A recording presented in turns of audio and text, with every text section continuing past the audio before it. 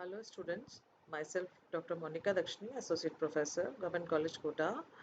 Students, आज का हमारा टॉपिक है एरोमेटिक हीट्रोसाइक्लिक कंपाउंड्स। इसके फर्स्ट लेक्चर में हमने आपको एरोमेटिक हीट्रोसाइकल्स की जनरल प्रॉपर्टीज, उनके केमिकल बिहेवियर और उनके स्ट्रक्चर टाइप के बारे में आपको जानकारी दी थी। आज जो है हम इनके क्राइटेरिया ऑफ एरोमेटिसिटी इन हीट्रोसाइकल्स के बारे में हम आपको बताएंगे। तो क्राइटेरिया ऑफ एरोमेटिसिटी इन हीट्रोसाइकल्स में सबसे पहले हम जो है स्ट्रक्चरल क्राइटेरिया की बात करेंगे। सबसे पहले हम बात करेंगे स्ट्रक्चरल क्राइटेरिया। ठीक है, स्ट्रक्चरल क्राइटेरिया में हम सबसे पहले लेते हैं बॉन्ड लेंथ। तो बॉन्ड लेंथ जो होती है इनमें जो है एरोमेटिक हीट्रोसाइकल्स में इनकी एक टिपिकल बॉन्ड लेंथ होती है जो कि C सिंगल बॉन्ड C और C डबल बॉन्ड C, यानी कि सिंगल बॉन्ड और डबल बॉन्ड के बीच की बॉन्ड लेंथ इनकी टिपिकल बॉन्ड लेंथ होती है सिंगल बॉन्ड और डबल बॉन्ड के बीच की, which is equal to 1.39 angstrom. ठीक है, लेकिन क्या होता है कि जो एसाइक्लिक कॉन्जुगेटेड सिस्टम्स होते हैं, एसाइक्लिक कॉन्जुगेटेड सिस्टम जो होता है उसमें क्या होता है कि डीलोकलाइजेशन पॉसिबल नहीं होता। Delocalization is not possible. तो क्या होता है कि उसमें क्या होता है, बॉन्ड लेंथ जो होती है बिटवीन कार्बन एटम्स जो है वो सिमिलर नहीं होती। ठीक है, बॉन्ड लेंथ कार्बन एटम्स के बीच की सिमिलर नहीं होती। तो इसलिए इस वजह से क्या होता है कि उसमें बॉन्ड ऑल्टरनेशन जो है पाया जाता है। क्या पाया जाता है? Bond alternation. अब बॉन्ड ऑल्टरनेशन क्या होता है इसको हम आपको आगे अच्छे से एक्सप्लेन करेंगे, लेकिन यहाँ पर ये बात देखने वाली है कि कंपाउंड्स कंपाउंड्स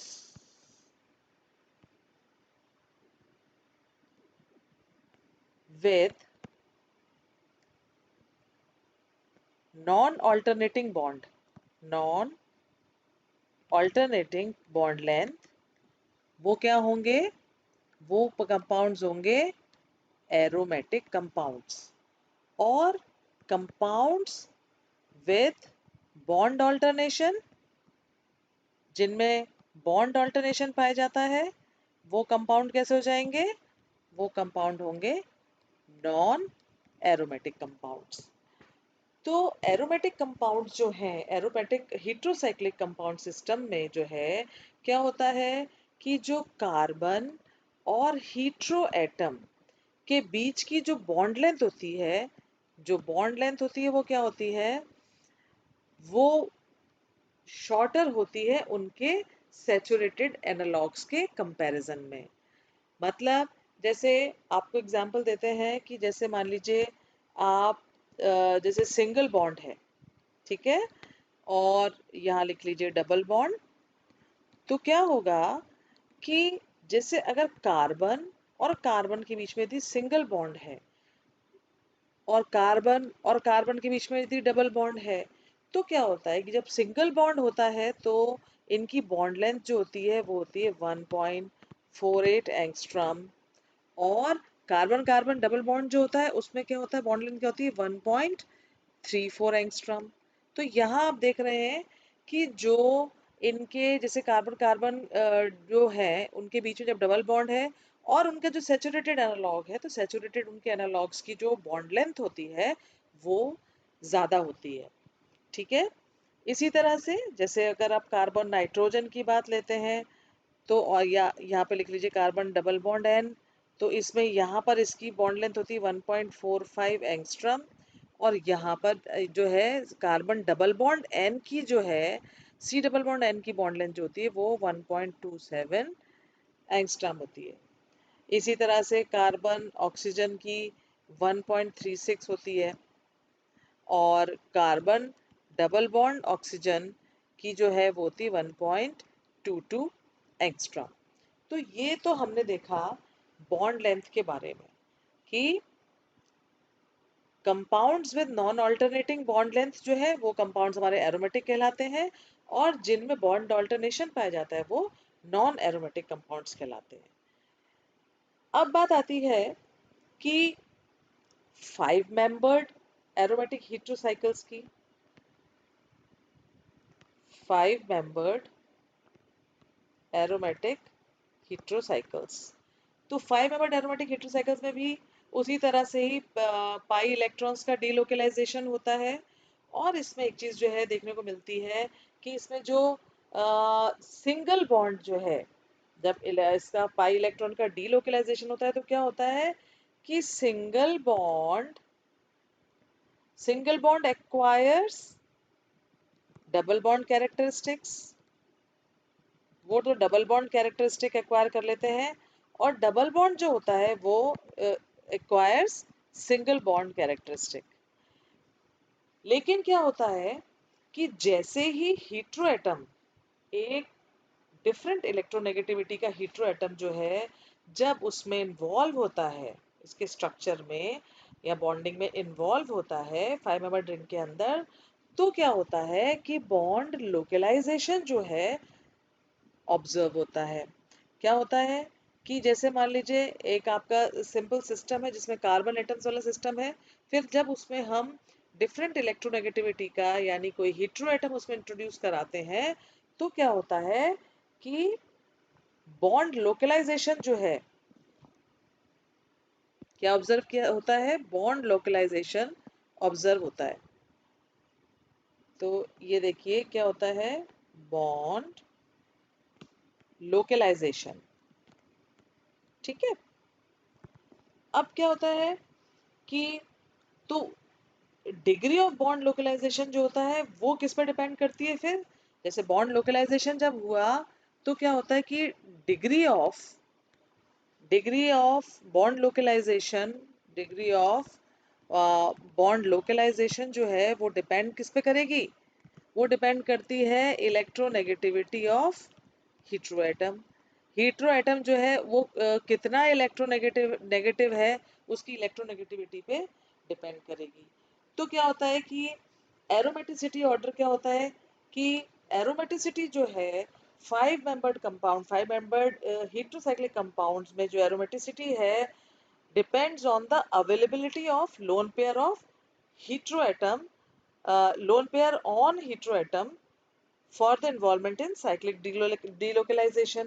तो क्या होता है कि जब इसमें जो है आपका जो भी जैसे मान लीजिए आपने बहुत सारे 5 मेंबर्ड कंपाउंड्स देखे हैं, जैसे आपने एक पायरॉल देखा है, आपने थायोफीन देखा है, आपने जो है फ्यूरेन देखा है।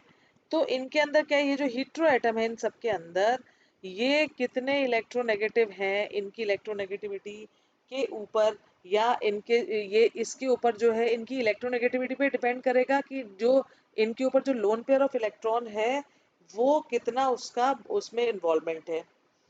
तो उस आधार पर जो है हम इनका एरोमेटिसिटी ऑर्डर जो है हम डिसाइड कर लेते हैं। कैसे कि जो जितना हाईली इलेक्ट्रोनेगेटिव होगा उसके लोन पेयर ऑफ इलेक्ट्रॉन्स उतने ही कम अवेलेबल होंगे। ठीक है।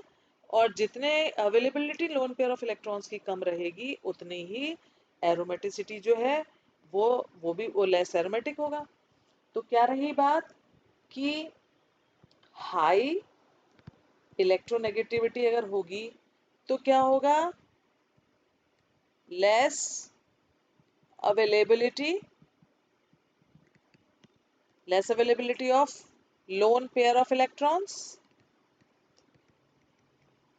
और जब lone pair of electrons less available होंगे तो क्या होगा, जो कंपाउंड होगा वो भी कैसा होगा, लेस एरोमेटिक।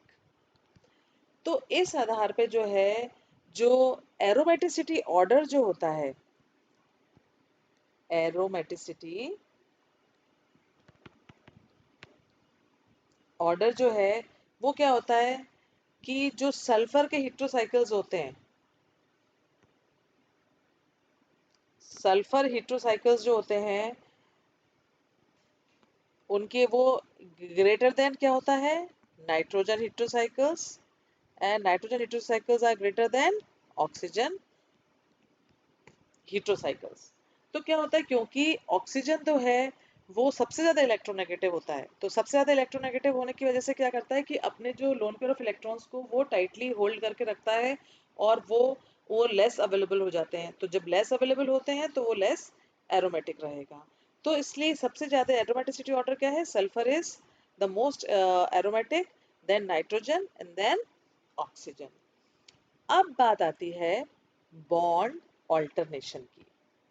हमने ऊपर एक टर्म यूज करी, बॉन्ड ऑल्टरनेशन। तो बॉन्ड ऑल्टरनेशन में क्या होता है कि 5 मेंबर्ड कंपाउंड की जो एरोमेटिसिटी है is assessed bye bond alternation. जो इनकी एरोमेटिसिटी है वो बॉन्ड ऑल्टरनेशन से हम असेस कर सकते हैं। जैसे मान लीजिए 5 मेंबर्ड कंपाउंड है, कोई भी एक हीट्रो एटम मान लीजिए यहाँ पे लगा हुआ है, और आप मान लीजिए इसको 1 2 3 4 एंड 5, इसको इस तरह से अपन नंबरिंग कर देते हैं। तो हम क्या कहते हैं कि बॉन्ड ऑल्टरनेशन क्या होता है, बॉन्ड ऑल्टरनेशन जो है वो है रेशियो ऑफ, जैसे ये C2 बॉन्ड है, ये C3 बॉन्ड है, तो रेशियो ऑफ सी, ये C2 C3 and C3 C4। ठीक है, ये हमारा होता है, ये बॉन्ड ऑल्टरनेशन होता है। क्या मतलब हुआ इसका कि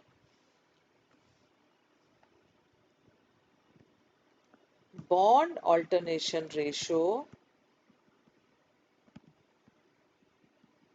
इज इक्वल्स टू, इसको हम R से रिप्रेजेंट करते हैं, is equals to C2 C3, माने C2 और C3 के बीच के बॉन्ड की बीच की बॉन्ड लेंथ, और जो है C3 एंड C4 ये वाली जो है अपॉन C3 C4। तो ये हमारा होता है बॉन्ड ऑल्टरनेशन रेशियो। और जब जो है इस R की वैल्यू जो है, ये R की वैल्यू जितना 1 के करीब होती है वो उतना ही एरोमेटिक होगा।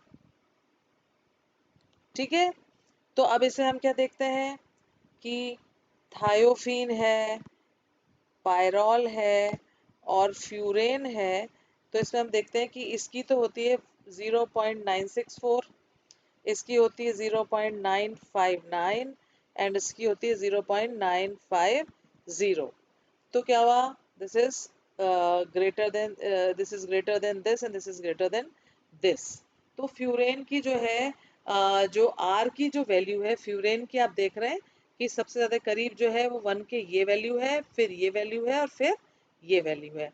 तो वैसे भी हमारा इस हिसाब से भी बॉन्ड ऑल्टरनेशन रेशो के हिसाब से भी हम देखेंगे तो फ्यूरेन जो है वो इसकी तुलना में कम एरोमेटिक हमें नजर आ रहा है। अब क्या है, एक हमारे सामने बात आती है कि जब 5 मेंबर्ड रिंग, कोई 5 मेंबर्ड हीट्रोसाइक्लिक रिंग जो है अगर किसी 6 मेंबर्ड या किसी कार्बोसाइक्लिक रिंग से जब वो अटैच हो जाती है, तब एरोमेटिसिटी का क्या होता है।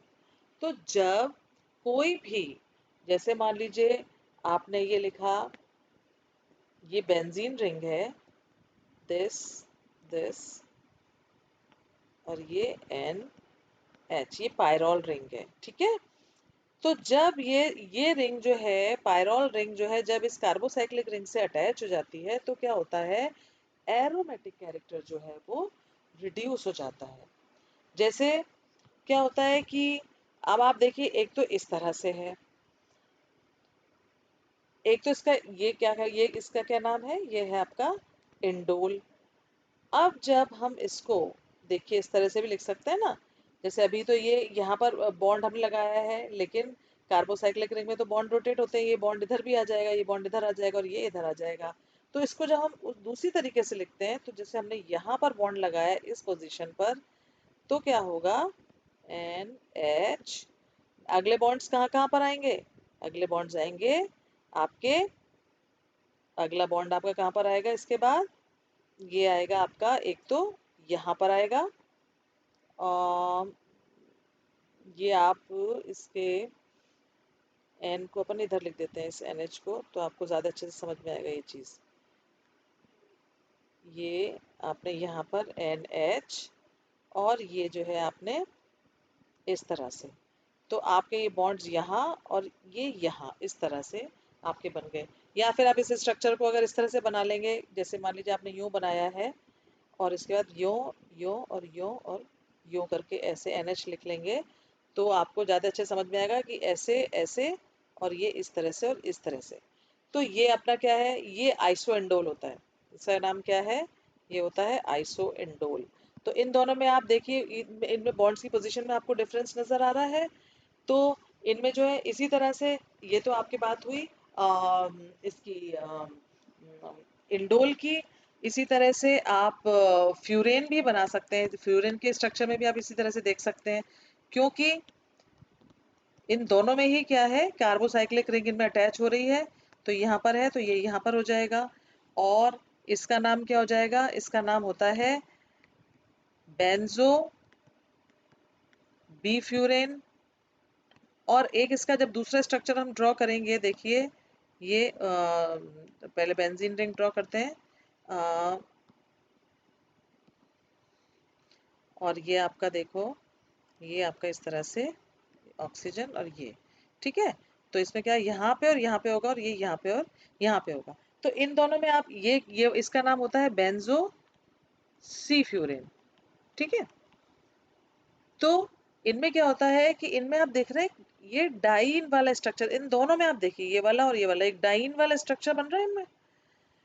तो इसमें क्या होता है कि जो आपका ये जिसमें कि डबल बॉन्ड से अटैच्ड है दोनों रिंग्स, इसमें देखिए ये आपके क्या है, ये मान लीजिए स्ट्रक्चर 1 है, ये इसका 2 है, ये 3 है और ये 4th स्ट्रक्चर है। तो 1 और आप 1 और इसमें आपने इसमें 2 में देखा, सॉरी 2 में नहीं, 1 में और 3 में देखा आपने कि ये जो है अटैचमेंट जो है जहाँ कहाँ से हो रहा है, वहां पर जहां पर की डबल बॉन्ड है, जबकि ये वाला स्ट्रक्चर जो है ये सिंगल बॉन्ड से अटैच हो रहा है। तो इसमें क्या है कि सेकेंड और फोर्थ स्ट्रक्चर जो है, जिसमें they are attached with single bond, तो ये जो है दे बिहेव लाइक कैसे, डाइन्स की तरह बिहेव करते हैं। और इनके अंदर क्या है, lower degree of aromatic character होता है, डाइन्स की तरह से ये बिहेव करते हैं। और इनमें क्या, फिर क्या होगा इनमें, क्योंकि डाइन्स की तरह से बिहेव करते हैं, तो lower degree of aromatic character होता है, ठीक है। Lower degree of aromatic character होता है।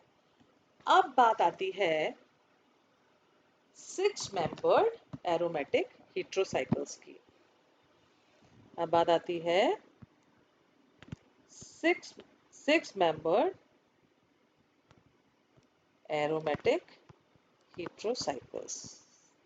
तो 6 मेंबर्ड एरोमेटिक हेट्रोसाइकल्स में क्या होता है कि बॉन्ड लेंथ उसी तरह से इंटरमीडिएट होती है between single and double bond due to cyclic delocalization. ये हमको पता है कि साइक्लिक डिलोकलाइजेशन होता है, इसलिए क्या होता है कि ये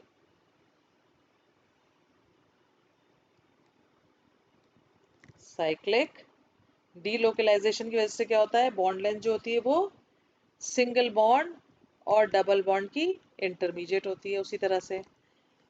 तो क्या होता है, लेकिन फिर introduction of heteroatom reduces aromatic character, जैसे कि उसमें भी पहले भी हमने देखा था, क्योंकि क्या होता है कि more pi electrons are partially localised on heteroatoms and they causes bond localisation.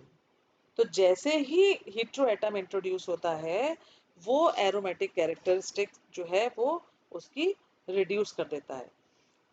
तो ये बात हुई आपके 6 मेंबर्ड हेट्रोसाइकल्स की। अब बात आती है रिलेशनशिप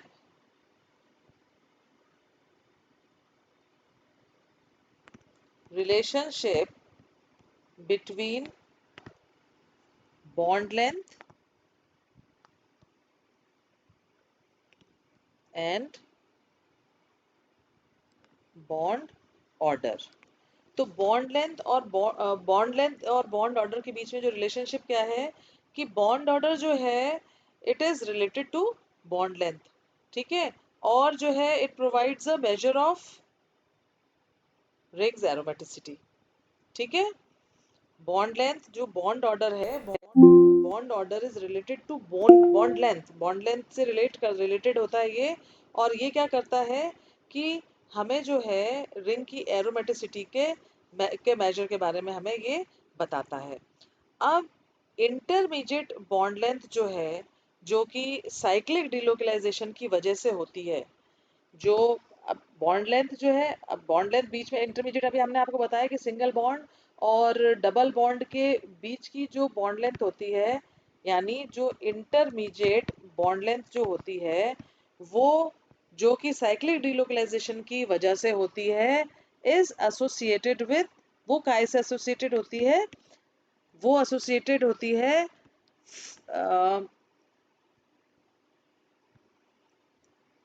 फ्रैक्शनल बॉन्ड ऑर्डर से एसोसिएटेड होती है, फ्रैक्शनल बॉन्ड ऑर्डर से, ठीक है। तो अगर जैसे क्या होता है कि अगर मान लीजिए सी सिंगल बॉन्ड सी है, तो बॉन्ड ऑर्डर जो होगा वो 1 हो जाएगा। सी डबल बॉन्ड सी है, बॉन्ड ऑर्डर मान लीजिए 2 है। सी ट्रिपल बॉन्ड सी है, बॉन्ड ऑर्डर मान लीजिए 3 है। लेकिन जब इंटरमीडिएट बॉन्ड लेंथ होती है, इंटरमीडिएट बॉन्ड लेंथ होती है तो क्या होता है, फ्रैक्शनल बॉन्ड ऑर्डर होता है। तो तब जो है, जब इंटरमीडिएट बॉन्ड लेंथ होती है और फ्रैक्शनल बॉन्ड ऑर्डर होता है, then compound is said to be aromatic, ठीक है। आई बात समझ में? तब कंपाउंड जो है वो एरोमेटिक कहलाता है। तो ये जो बात हुई ये आपके स्ट्रक्चरल क्राइटेरिया की बात हुई। अब हम आते हैं इलेक्ट्रॉनिक क्राइटेरिया। इलेक्ट्रॉनिक क्राइटेरिया, तो इलेक्ट्रॉनिक क्राइटेरिया के अंदर हम जो है सबसे पहले यूवी स्पेक्ट्रोस्कोपी की बात करेंगे। यूवी स्पेक्ट्रोस्कोपी में हम सबसे पहले लेते हैं 6 मेंबर्ड एरोमेटिक, 6 मेंबर्ड एरोमेटिक हीट्रोसाइकल्स को। तो 6 मेंबर्ड एरोमेटिक हीट्रोसाइकल्स में भी क्या होता है कि इसमें होते हैं सबसे पहले मोनोसाइक, इसमें एक एग्जांपल लेते हैं मोनोसाइक्लिक एजा हीट्रोसाइकल्स का, एजा हीट्रोसाइकल्स का हम एग्जांपल लेते हैं। तो जो मोनोसाइक्लिक एजा हीट्रोसाइकल्स होते हैं, they possess basic pi electron system of benzene ring with addition of non-bonding lone pair of electrons on nitrogen। क्योंकि ये ऐसा कंपाउंड है, इसके अंदर हीट्रोएटम नाइट्रोजन होता है, तो ये जो है जो बेसिक बेंजीन रिंग का जो है पाई इलेक्ट्रॉन सिस्टम है, वो ऑप्ट करके रखते हैं, और उनके उसके साथ में जो है non bonding lone pair of electrons जो है नाइट्रोजन के ऊपर इसमें उपस्थित रहते हैं, non bonding lone pair of electrons. तो इसमें क्या होता है, इसमें जो है दो तरीके का ट्रांजिशन पाया जाता है। तो एक ट्रांजिशन तो होता है नॉन बॉन्डिंग से पाई एंटी बॉन्डिंग, और दूसरा होता है पाई बॉन्डिंग से पाई एंटी बॉन्डिंग ट्रांजिशन पाया जाता है। तो जो लोन पेयर जो है, इसमें जो लोन पेयर प्रेजेंट होता है वो उसके वीक ट्रांजिशन के लिए रिस्पॉन्सिबल होता है। जो लोन पेयर ऑफ इलेक्ट्रॉन है वो वीक ट्रांजिशन के लिए रिस्पॉन्सिबल होता है, एंड दैट इज ये नॉन बॉन्डिंग से पाई एंटी बॉन्डिंग वाला जो ट्रांजिशन होता है वो वीक ट्रांजिशन होता है। लेकिन ये किस पे होता है, ये लॉन्गर वेवलेंथ पर होता है। लॉन्गर वेवलेंथ मतलब ये किस पे होता है, लॉन्गर वेवलेंथ पर होता है, ठीक है। वो कितनी होती है, लगभग वो होती है 270 से 340 नैनोमीटर के बीच की होती है वेवलेंथ, ठीक है। तो लेकिन क्या होता है कि जो इस ट्रांजिशन की वजह से, यानी N2 पाई एंटी बॉन्डिंग ट्रांजिशन की वजह से जो हमें बैंड्स मिलते हैं, वो बैंड्स कैसे होते हैं, वो बैंड्स जो है वो प्रोमिनेंट होते हैं, प्रोमिनेंट बैंड्स मिलते हैं, प्रोमिनेंट बैंड्स इन हेटेरोसाइकल्स। और जो पाई पाई पाई एंटी बॉन्डिंग ट्रांजिशन जो होता है, वो क्या होता है, वो कार्बोसाइकल्स वाला होता है। कैसा होता है, कार्बोसाइकल्स जैसा होता है। तो उसमें क्या होता है, इसकी जो रेंज होती है, उसकी रेंज होती है आपके 240 से 260 नैनोमीटर के बीच की। ये इस रेंज में हमें प्राप्त होता है। तो ये तो बात आपकी हुई मोनोसाइक्लिक एज अ हेटेरोसाइकल्स की। अब बात आती है bicycle bicyclic as a heterocycles. Bicyclic as a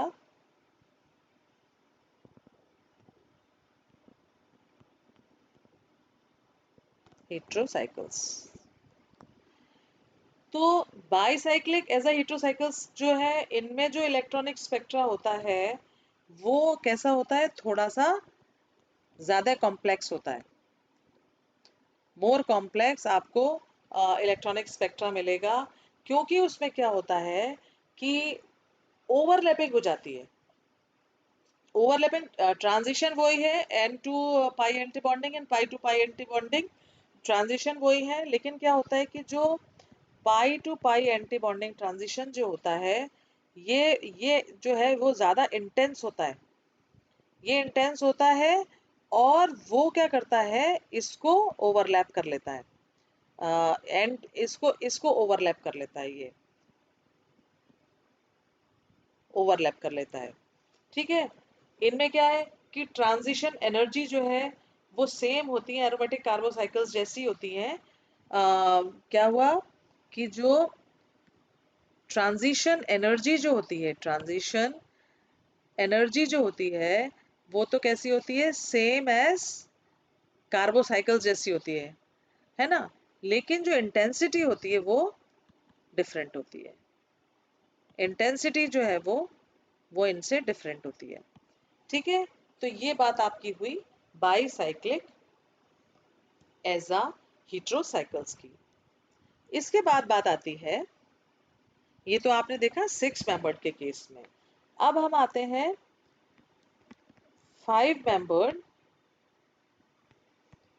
aromatic हेटेरोसाइकल्स। तो 5 मेंबर्ड में क्या होता है कि heterocycles with one hetero atom exhibits a band of moderate intensity followed by a band of high intensity। मतलब एक moderate intensity का हमें बैंड प्राप्त होता है, और फिर जो है वो हमें एक हाई इंटेंसिटी का बैंड प्राप्त होता है शॉर्टर वेवलेंथ पर। क्या होता है, शॉर्टर वेवलेंथ पर हमें एक तो पहले क्या होता है, एक मॉडरेट इंटेंसिटी का बैंड प्राप्त होता है, then it is followed by जो है आपका हाई इंटेंसिटी बैंड हमें प्राप्त होता है। मॉडरेट इंटेंसिटी और फिर ये हाई इंटेंसिटी का हमें बैंड प्राप्त होता है। ठीक है, जो कि शॉर्टर वेवलेंथ पर होता है। अब जो है इसका एक सिग्निफिकेंट फीचर है बैंड एब्सेंस का, कि क्या होता है कि जो बैंड एब्सेंस का एक सिग्निफिकेंट फीचर इसमें होता है, जो बैंड एब्सेंट होता है उसका रीजन होता है प्रमोशन ऑफ इलेक्ट्रॉन जो है नॉन बॉन्डिंग ऑर्बिटल से पाई बॉन्डिंग। मतलब जैसे N2 पाई एंटी बॉन्डिंग का जो प्रमोशन होता है, उसकी वजह से क्या होता है, बैंड एब्सेंट होता है। ठीक है।